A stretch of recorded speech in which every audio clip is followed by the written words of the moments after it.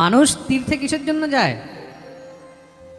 তীর্থে মনের শান্তির জন্য যায়। আজকাল মানুষ তীর্থে মনের শান্তির জন্য যায় না, আজকাল তো মানুষ তীর্থের মধ্যে পিকনিক করতে যায়, আজকাল মানুষ তীর্থের মধ্যে ভিডিও বানাতে যায়, আজকাল তীর্থের মধ্যে মানুষ রিলস বানাতে যায়।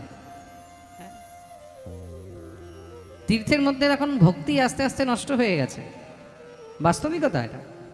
যেই কোনো তীর্থে যাও, ভগবানের দর্শন পরে করবে, নিজের ভিডিও আগে বানাবে। দেখো আমরা তীর্থে এসেছি, বৃন্দাবনে এসেছি, আমরা অযোধ্যায় এসেছি, আমরা কাছে ঠাকুর মন্দিরের মধ্যে রিল বানিয়ে নাচানাচি চলছে। এগুলো তীর্থ দর্শন নয়, এগুলো ভগবত দর্শন নয়।